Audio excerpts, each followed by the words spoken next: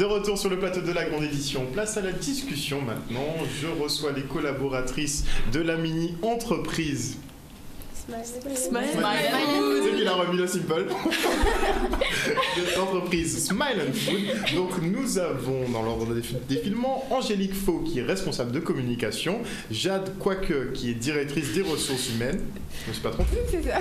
Ok. On a Joyce Gendré qui est responsable de production, on a Maëva Combé qui est la gérante de cette mini-entreprise, Sonia Henin qui est responsable financière et nous avons Béatrice Vroneki-Bargas qui est le professeur encadrant. Bonsoir tout le monde. Bonsoir. Alors déjà, racontez-nous un petit peu pourquoi vous avez accepté de participer au concours Entreprendre en lycée et comment finalement votre team s'est monté. Qui répond? Normalement, c'est censé être la gérante. A priori.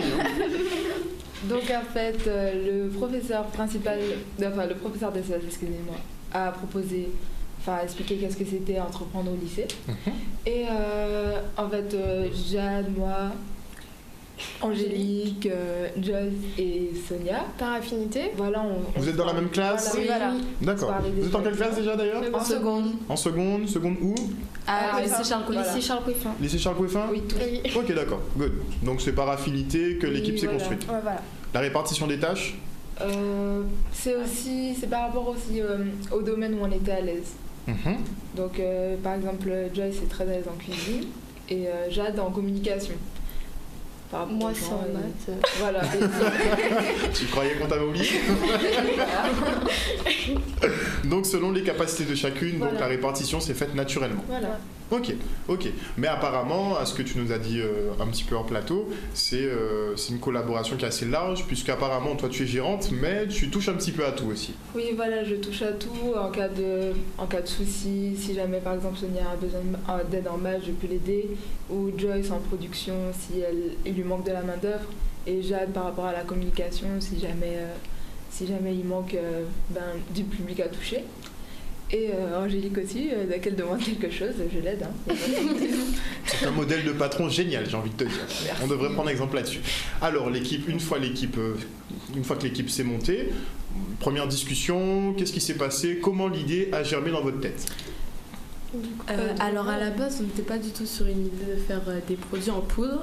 Ah, mais on sait même pas encore ce que vous faites, hein. À la base, on n'était pas censé faire ce qu'on fait là.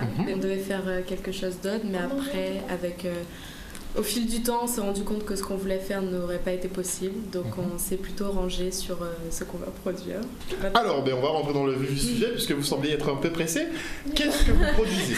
Moi, je sais, je sens l'odeur, mais le téléspectateur, lui, il ne sent pas la bonne odeur qu'il y a dans le studio. Alors, qu'est-ce que votre entreprise Smile and Food propose, concrètement? Tu sais avant ça? Ah, on va montrer aux téléspectateurs, comme ça va aller beaucoup plus vite. Voilà. Oh, c'est pas encore au point. Pour l'ouverture de ma live. Il montre un sachet aussi. Voilà. Donc, est-ce que vous pouvez montrer, voilà, on lève bien au niveau de la caméra. Si même Sabine peut nous faire un petit zoom, ça pourrait être sympathique. Donc, gardez la pause. Donc, pourquoi vous rigolez? Elles sont en mode vitrine exposition. C'est cool. Donc, alors, qu'est-ce que c'est? Qu'est-ce que vous produisez? Ici, on a des crêpes à base de farine de banane, ici de fruits à pain, et là de coco. Donc, en fait, grosso modo, votre thématique, c'est créer des produits à base de farine locale. Donc, c'est ce que tu tiens entre les mains? Ce sont des farines que tu tiens entre les mains? Enfin, on tient la préparation de pâte à crêpes, c'est-à-dire que... D'accord. Donc, vous avez poussé le concept vous faites les crêpes, mais vous faites aussi les préparations de crêpes. On va à la préparation et les crêpes. D'accord. Alors, on en revient à l'idée. Comment cette idée-là vous est venue finalement de faire des crêpes à partir de produits locaux et de faire des farines, enfin des préparations de pâte à crêpes avec des produits locaux? En fait, on était en ECS et c'est qu'en fait, il approchait de Faut traduire. midi. ECS? SES, sciences. Sciences économie et sociales. Et il approchait de midi, on s'est dit, bon, on va faire quelque chose qui se mange. On a faim. Parce que tout le monde aime manger. Ce qui rapporte le plus, c'est manger, quoi. Donc, on a décidé qu'on va faire des crêpes parce que c'est bon. Et après, on s'est... Ça c'est comme ça là. Oui. Oh, j'ai faim. On fait des crêpes. On avait Exactement. aussi une envie de développer le local parce que nos farines viennent de Guadeloupe et l'économie de la Guadeloupe n'est pas assez développée. Du coup, on a décidé d'agrandir et voilà. Ça, c'est une bonne idée. Oui. C'est un très bon marché. Est-ce que vous avez étudié votre marché Oui. avant de vous lancer? Alors, qu'est-ce que ça donne? On sait qu'on est obligé de manger, donc forcément, le choix de la nourriture, c'est un très bon choix, ça risque pas franchement de rater. Mais pourquoi? Est-ce que le marché est vraiment porteur? Alors, Allez-y, chacune votre tour, allez-y. on touche plusieurs secteurs. On touche les touristes parce que c'est local, ils vont goûter nos crêpes, ils vont repartir en France avec un petit sachet. Ils peuvent partir avec les petits sachets. Et aussi, on peut aussi toucher les personnes qui sont allergiques au gluten ou qui veulent manger sans gluten. Argument de vente, bien. Et aussi les véganes. On peut toucher. Sûr pour les véganes? Non. Enfin, ça dépend. Il y a une crêpe qui fonctionne sans œuf. Et sans lait. Sans lait. Aïe, on va y revenir. Ah, ça c'est intéressant. Crêpe vegan. Ok, c'est intéressant. Je note, mais il faudra m'expliquer. Crêpe vegan. Ok. Non, en fait, non. C'est pas tout à fait ça. Voilà, c'est un peu trompé parce que toutes nos crêpes, on est obligé de rajouter des œufs parce qu'il faut forcément un liant en fait. On a essayé de remplacer le liant, mais ça fonctionne pas vraiment bien. Du coup, on est resté sur les œufs. Mais ça reste une farine pour les intolérants. D'accord, voilà, d'accord. Mais vous aviez le souhait quand même de faire une crêpe en fait 100% végétale, quoi. Voilà. D'accord. C'est le liant qui vous manque. Oui. Ça viendra. Ça vient. Non, pourquoi pas. Donc, alors, on en était aux arguments de vente. Donc, il y a pour les personnes intolérantes, il y a le marché touristique. Quoi d'autre? Disons qu'en Guadeloupe, on a beaucoup de farine. On n'a pas forcément beaucoup de producteurs de farine locale. Ça, c'est vrai. Et les gens ne font pas forcément non plus de crêpes à base de farine locale. Il faut déjà savoir qu'on peut en faire. Savoir qu'il y a des farines locales et savoir qu'on peut en faire. Sur les marchés, on verra plus farine de blé, de manioc, etc. Mais les farines qu'on propose, nous, comme le frappin, le coco ou la banane plantain, on ne les verra pas forcément. Donc ça nous faisait sortir de l'ordinaire. C'est sûr.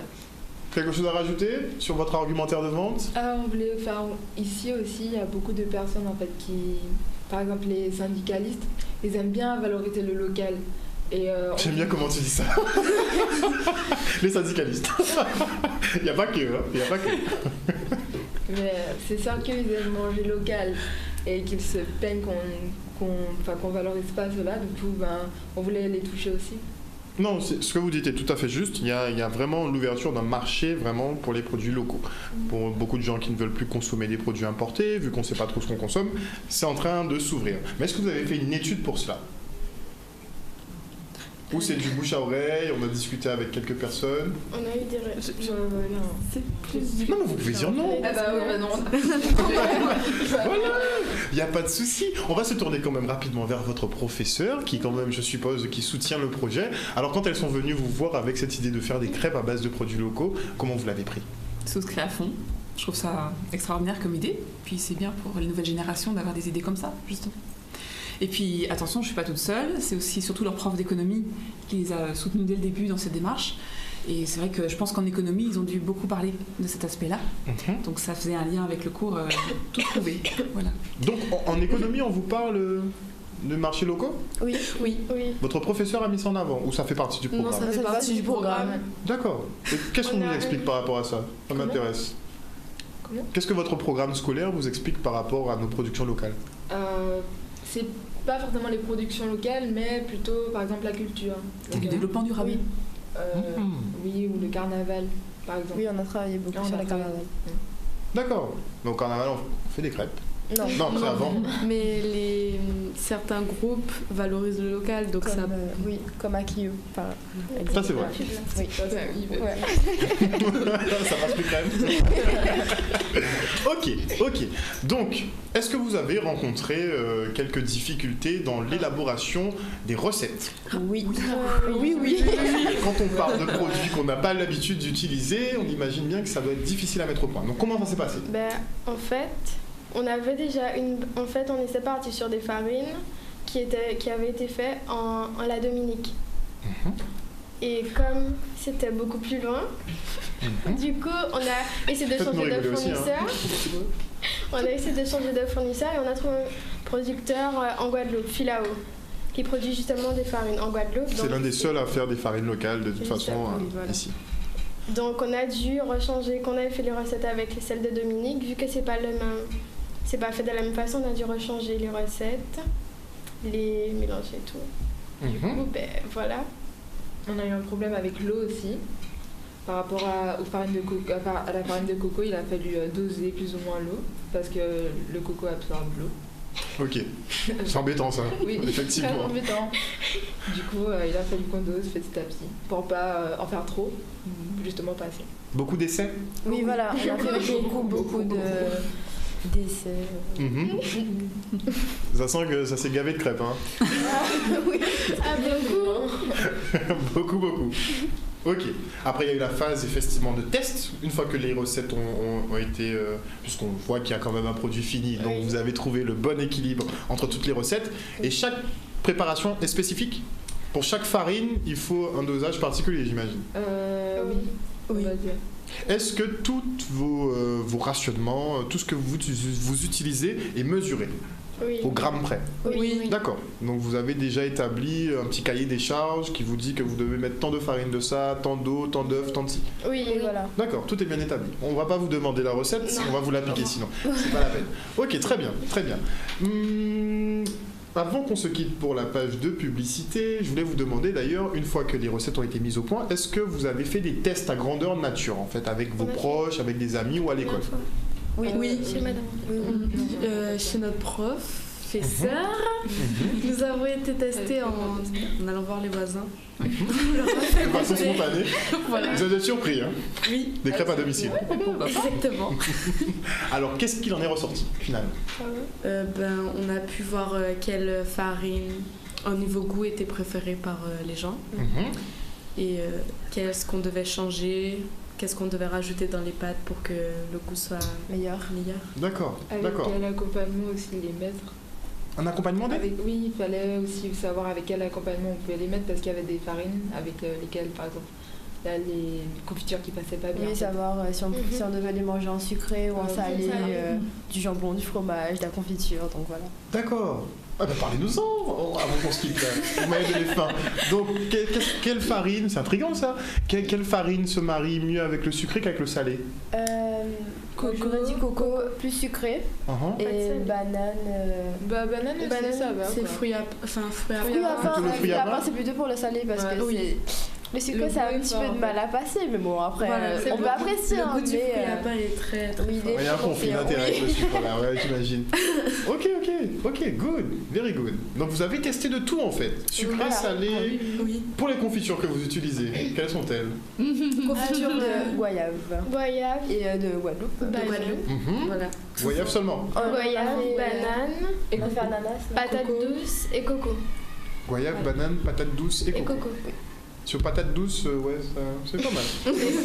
Et qu'est-ce qui marche le mieux, finalement, dans vos essais? Qu'est-ce qui a le plus fonctionné? Goyave. Goyave? À tous les coups? Ah oui. Avec quelle combinaison de pâte farine? Toute coco. Ah, coco. Coco goyave. Goyave. Après chocolat goyave. Ok.